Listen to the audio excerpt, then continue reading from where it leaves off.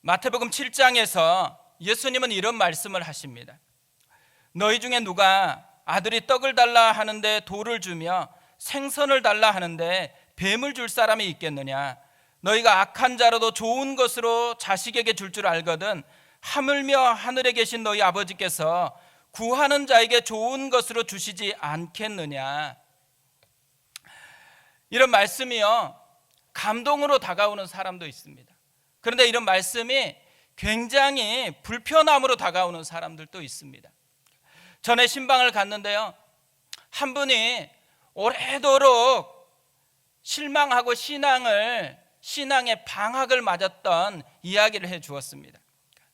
고등학교 시절에 정말 잘 신앙생활을 하는 엄마가 급성 백혈병에 걸렸습니다. 아빠도 기도하고 자기도 정말 간절하게 기도를 했습니다. 그런데 하나님께서 하나님의 품으로 부르신 것입니다. 그때 이후로 이분은 긴 방학을 가졌다라는 것이죠. 치유라는 떡을 구했잖아요.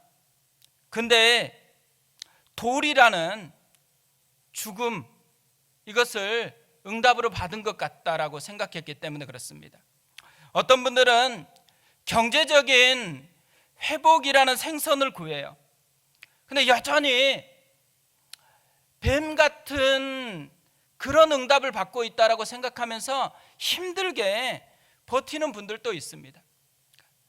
이해할 수 없는 상황, 주님이 약속을 해놓았는데 약속대로 되지 않는 것 같은 이런 불편한 상황을 느끼는 것, 오늘 말씀에도 그런 불편함을 느끼는 사람이 나옵니다.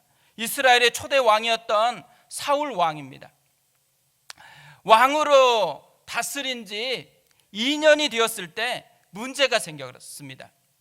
블레셋이 전쟁을 하려고 온 것입니다.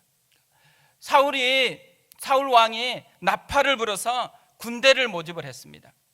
근데 오늘 말씀이 그런 배경하에서 기록이 되어 있습니다. 오늘 말씀을 보면요, 기록하는 초점이 굉장히 독특합니다. 이스라엘 군대에 대한 기록이 전혀 나오질 않아요. 반면에 블레셋 군대에 대해서는 자세하게 기록을 해 놓았습니다. 5절을 한번 보세요. 블레셋 사람이 이스라엘과 싸우려고 모였는데 병거가 3만이요 마병이 6천이요 백성은 해변에 모래같이 많더라.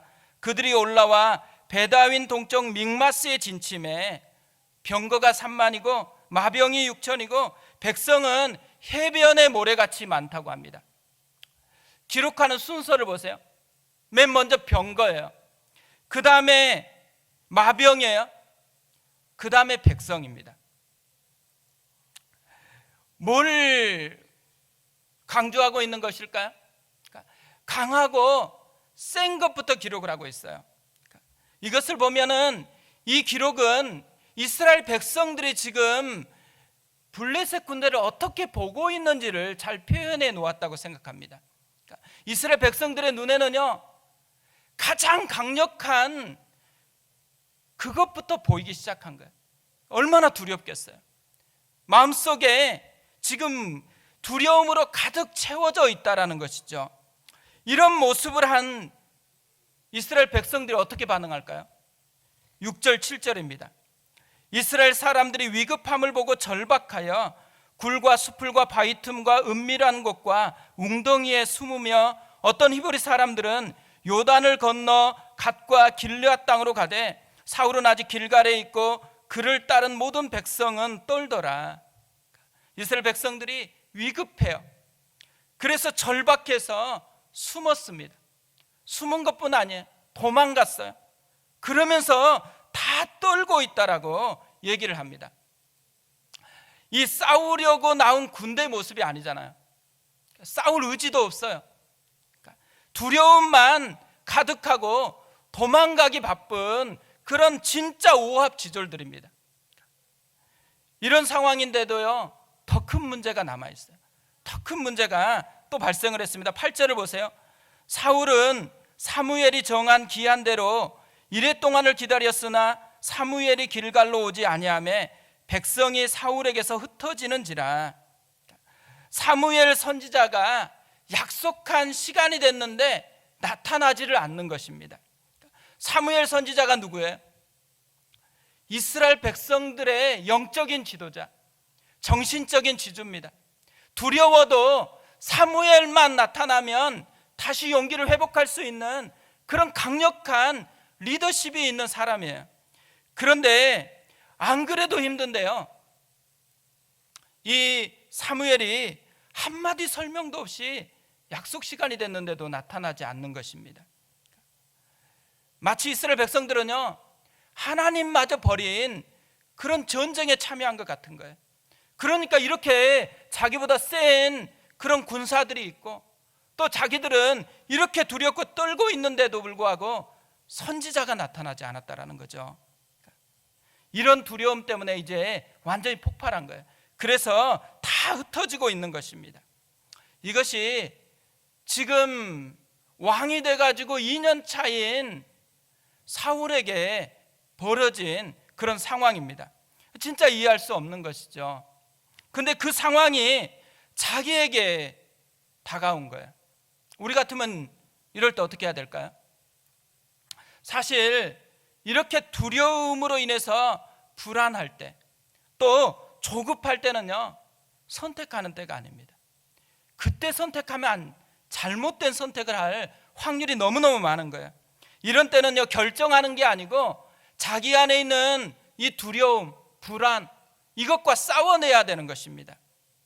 이런 불안들을 다 떨쳐내기 위해서 하나님 앞에 나가야 되는 거죠.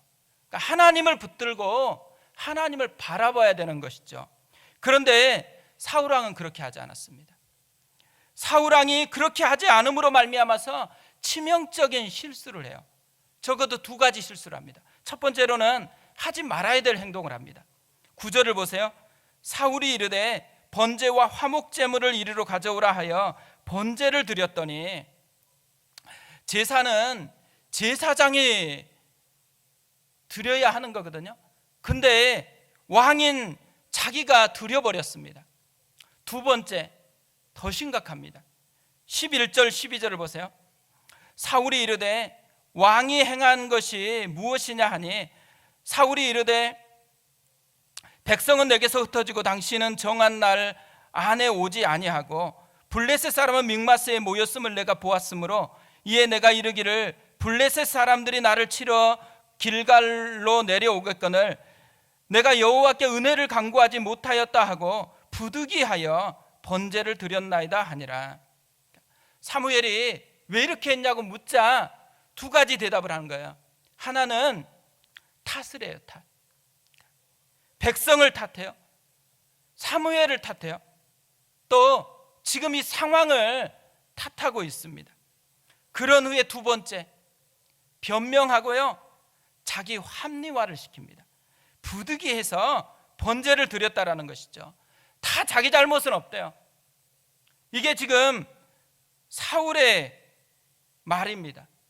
지도자가 해야 될 일은 뭘까요? 지도자는 변명하는 게 아니고 책임을 져야 되는 것이죠.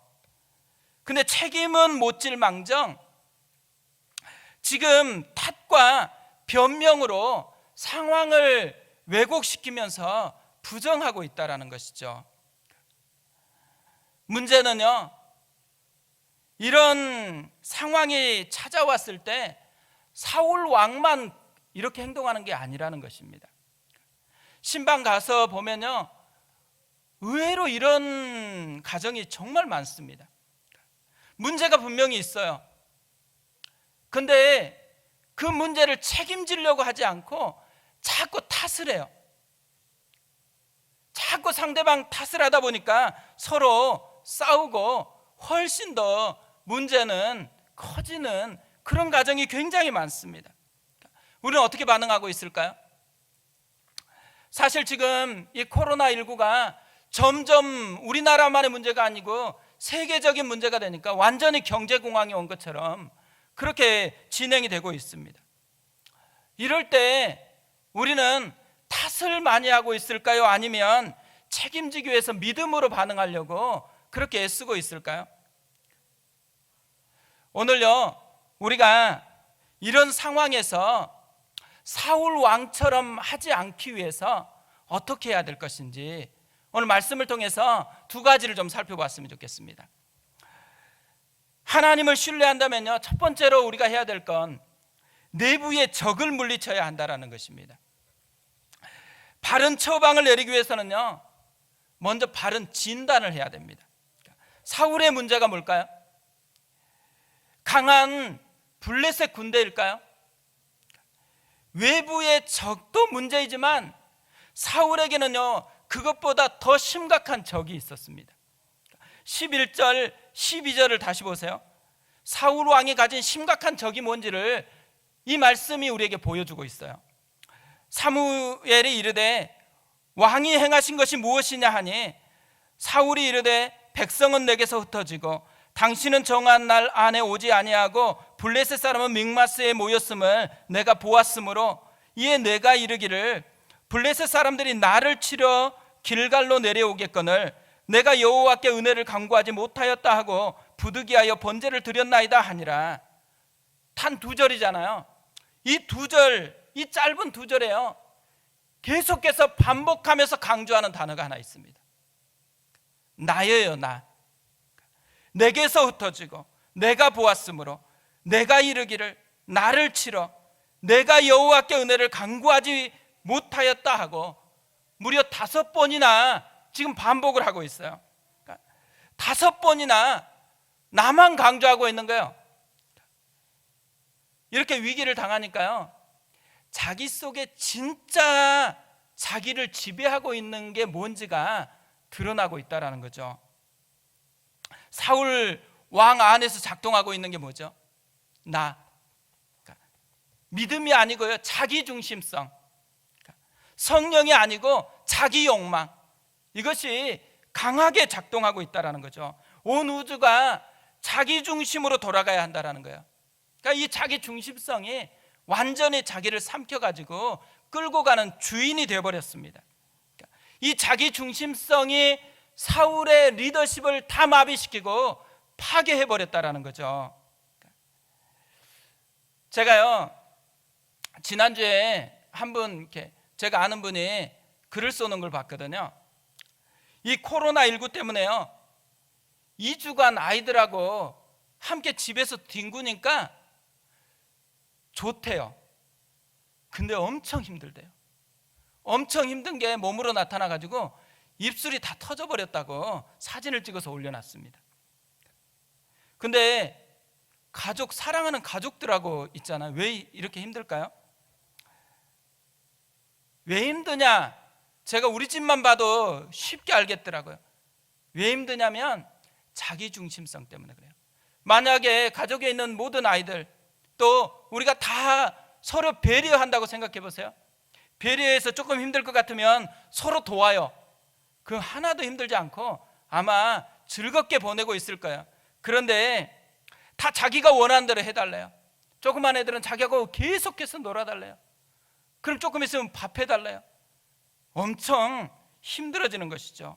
타락한 죄인의 본성에서 작동하는 이 자기중심성, 이것이 엄청나게 힘든 결과들을 만들어내고 있다는 거죠. 라이언 홀리데이라는 사람이 있습니다. 19에 대학을 자퇴하고요, 20대에 이미 이 사람이 엄청나게 성공한 사람이 됐습니다. 연예기획사 최연소 이사, 아메리칸 어페럴의 마케팅 전략가, 또 베스트셀러 작가. 근데 이 성공이 오래가지 못했습니다. 하나하나 무너지더니만 완전히 쫄딱 망했습니다.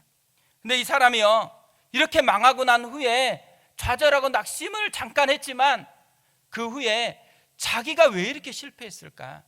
자기같이 사람들이 인정해줬던 그런 사람인데 왜 이렇게 실패했을까를 연구하기 시작한 거예요.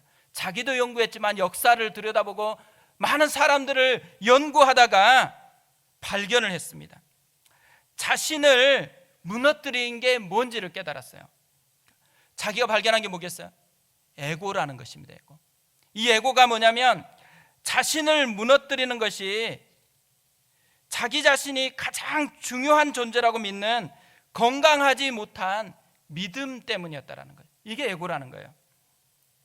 사실 이분이요, 이 에고라는 것이 너무 강력하게 자기를 붙들었다는 것을 깨닫고 나서요, 그것에 지배당하지 않기 위해서 이 깨달음을 한 문장으로 새겨가지고 자기 팔에 문신을 새겼더라고요.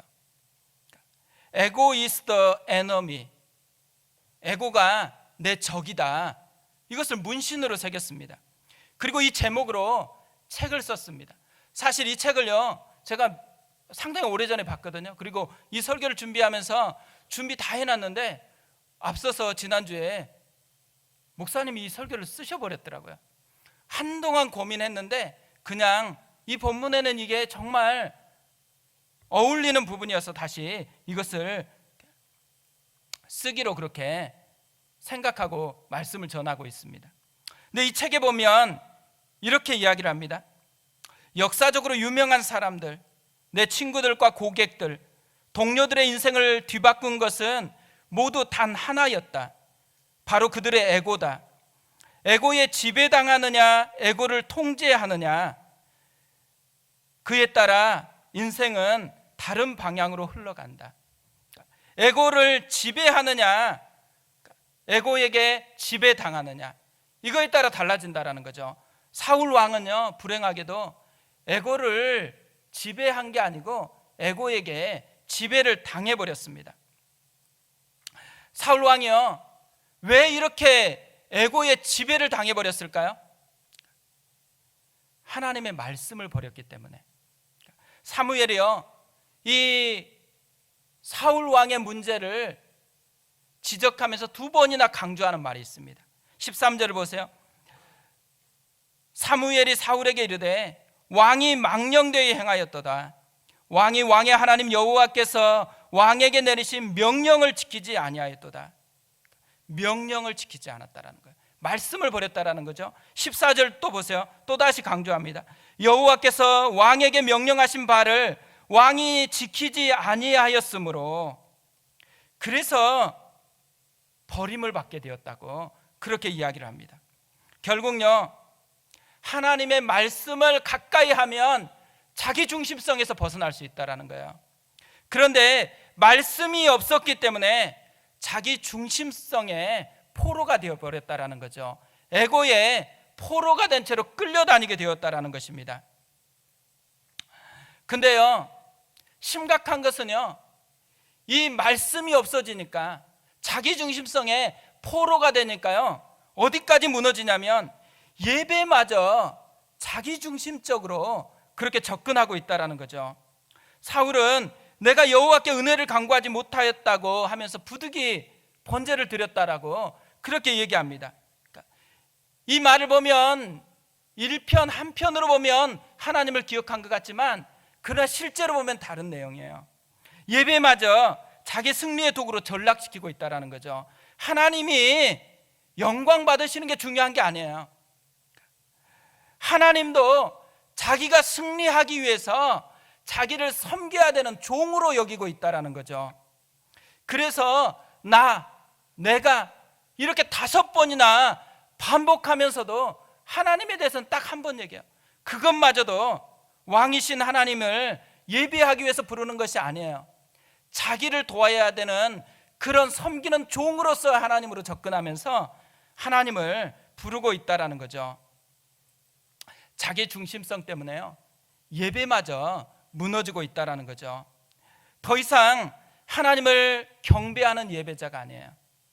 하나님의 능력만 이용하려고 하는 우상 숭배자로 그렇게 전락하고 있다는 것입니다. 어젯밤에요, 기도하면서 예배를 준비하는데 이 말씀을 다시 제 자신에게 적용하고 또 교회를 바라보면서 간절한 기도 하나가 다시 떠올랐어요. 그건 뭐냐면 진짜 예배자가 되게 해달라는 거예요. 우리가 비록 가정에서 예배를 드립니다. 함께 드리지 못하니까 장소 때문에 예배가 안 된다고 생각하면 안 됩니다. 하나님이 가정에도 임재하고 있어요. 하나님을 향한 진짜 예배자가 되어야 한다라는 것이죠. 사실 우리 교회가 시작될 때 맨 처음 하나님께서 주셨던 말씀이 이사야 6장 말씀입니다.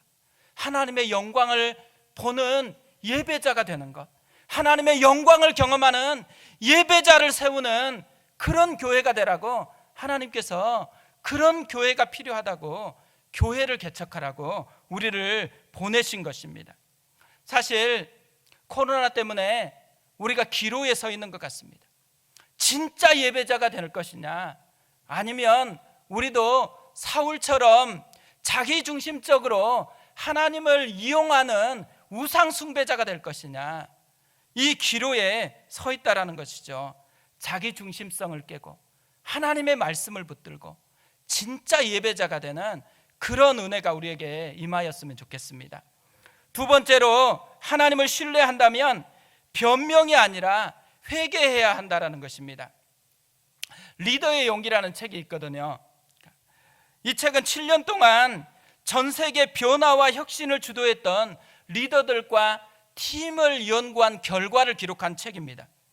이 책에 보면 위기의 순간에 흔들리는 기업이 있고 위기의 순간을 돌파하고 앞으로 나아가는 기업이 있다라고 합니다.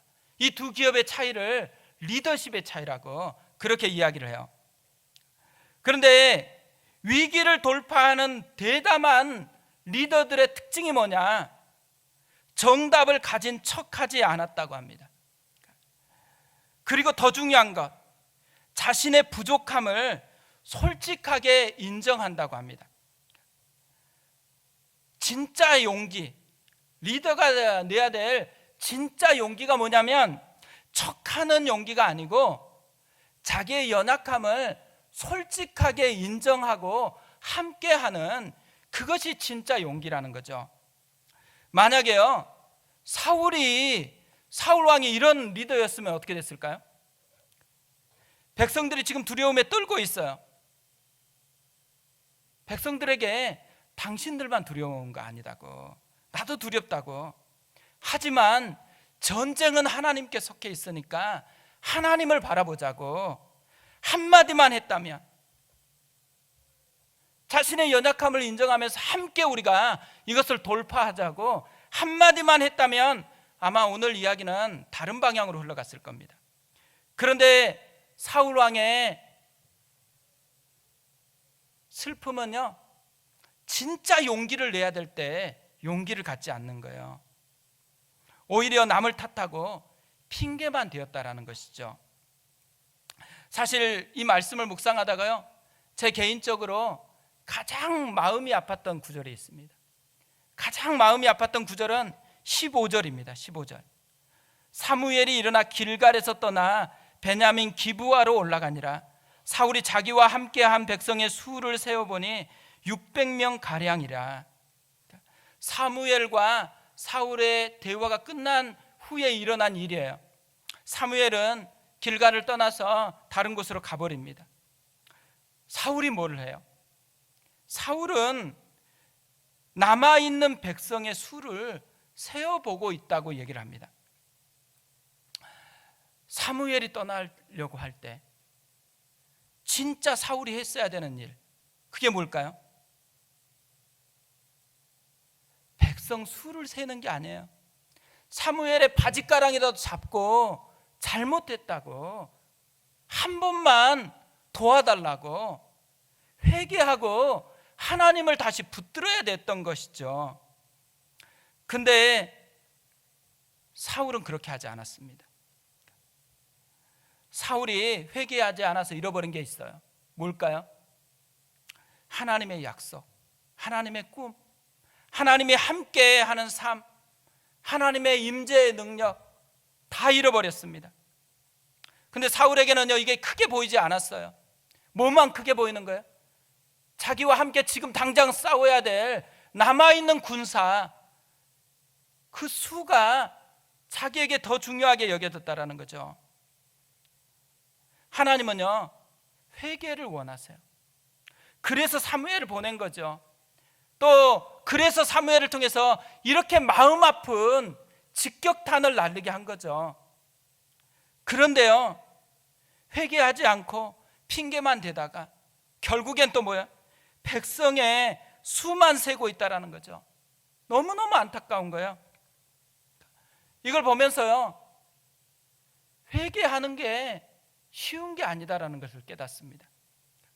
우리가 후회하는 것은요, 자연스럽거든요. 근데 회개하는 건 달라요. 후회는 잘못을 깨닫고 아파하는 그게 후회죠. 회개는 뭐예요? 회개는 그것을 뛰어넘어서 하나님을 붙잡는 거예요. 하나님께 돌아가는 거, 그게 회개거든요. 사울왕이 왜 회개를 못했을까요? 자기가 왕의 옷을 입다 보니까요, 진짜 왕이신 하나님을 잊어버린 거예요. 자기가 왕이 되고서 조금 편안해지니까 자기 잘나서 왕이 된 줄 착각하고 있는 거예요. 자기는 여전히 용서가 필요한 죄인이었는데 하나님이 자기를 살려서 왕 시켜줬다라는 거, 이 은혜를 까먹어 버렸다라는 거죠. 자격 없는 자에게 주셨던 하나님의 은혜를 잃어버렸다라는 것입니다. 은혜가 없으면요, 회개도 안 된다라는 거예요. 우리는 가끔씩 진짜 힘들면 회개할 거라고 생각해요. 진짜 힘든 것 때문에 회개하는 게 아니에요. 진짜 힘들어도 은혜가 임하지 않으면 뭐예요? 탓해요. 그리고 엉뚱한 것만 붙들어요. 근데 은혜가 임하면 어때요?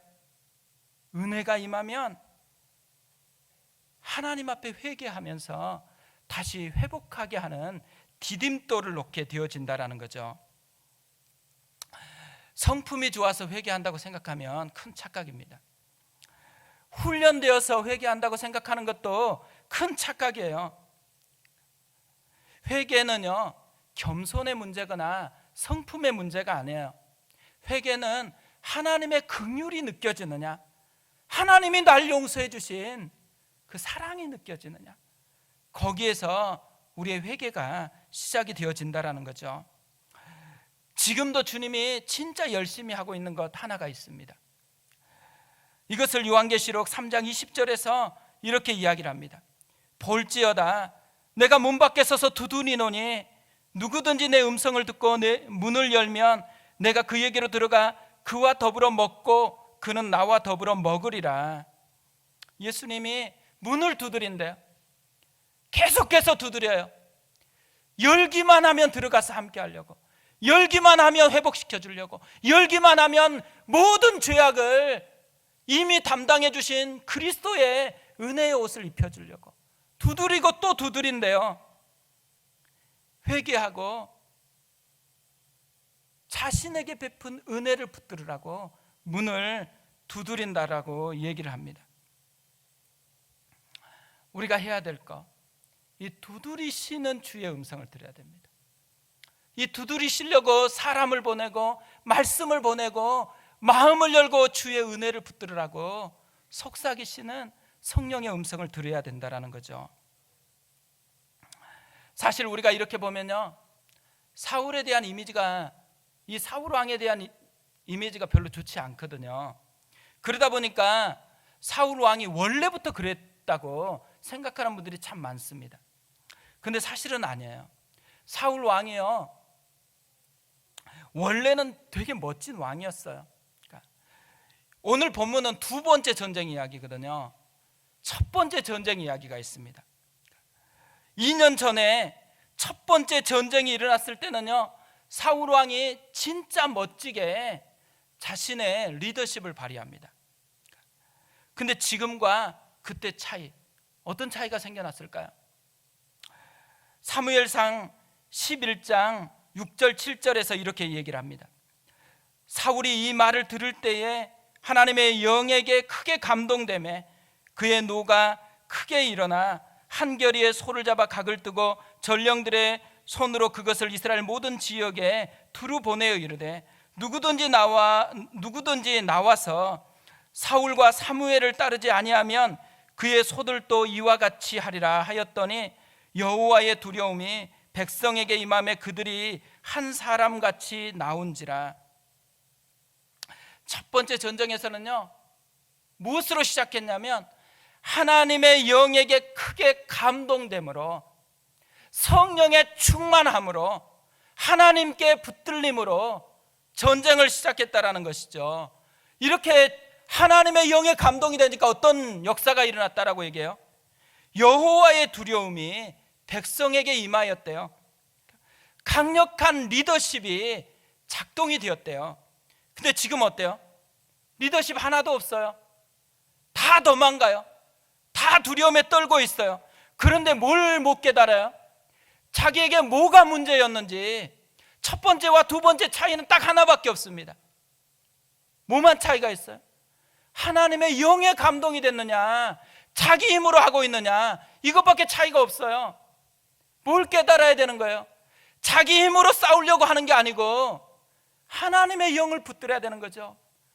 나는 아무것도 할 수 없어도 주님이 나를 도우시며 주님이 나를 붙들어 주시면 다시 살아날 수 있다는 거, 다시 이길 수 있다는 것을 붙잡아야 되는 것이죠.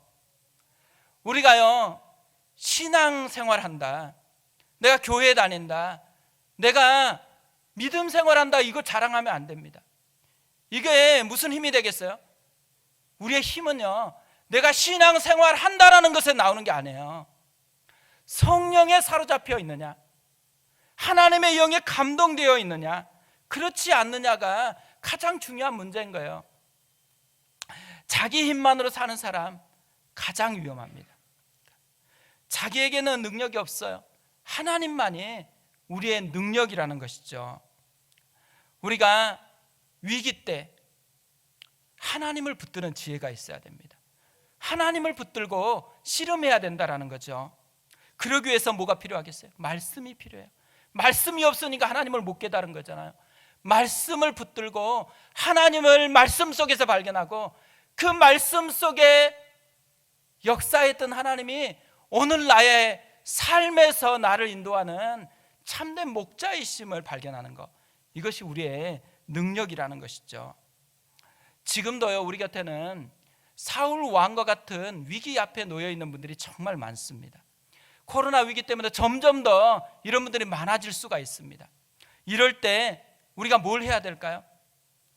우리 스스로 하나님을 붙들어야 되죠. 그뿐 아니고요, 우리 곁에 있는 연약한 분들을 위해서 돌아봐야 되는 그런 때가 되었다라는 거죠. 설교를 준비하는데요, 찬양 하나가 불쑥 떠올랐습니다. 제가 정말 힘들었을 때요, 진짜 힘들었을 때 저를 위로해 주었던, 다시 힘을 내게 했었던 찬양입니다. 누군가 널 위해 기도하네라는 찬양이거든요. 후렴에 이렇게 되어 있습니다. 누군가 널 위하여 누군가 기도하네. 내가 홀로 외로워서 마음이 무너질 때 누군가 널 위해 기도하네. 힘들 때는 서로 기도해 줘야 됩니다. 사실 다락방이 오픈되기를 기다렸는데 지금 그럴 사정이 아닙니다. 그런데 지금은요, 점점 더 힘들어져 가는 때예요. 그래서 뭘 해야 돼요? 서로 돌아보면서 누군가 널 위해 기도하네. 나는 힘이 조금 약해지면 누군가의 기도로 도우시는 하나님의 은혜를 힘입어 가야 되는 그런 때가 된 것입니다. 그래서 부득이하게 카톡으로 또 화상으로 다락방을 하려고 합니다. 이번 주부터 말씀의 은혜를 좀 나누고요, 또 카톡으로 기도하면서 서로 격려하고 하나님이 우리 가운데 함께하고 있다는 거, 우리는 홀로가 아니고 하나님이 우리와 함께하는 많은 지체들이 있다라는 것을 힘입어서 가는 그런 한 주간 되셨으면 좋겠습니다.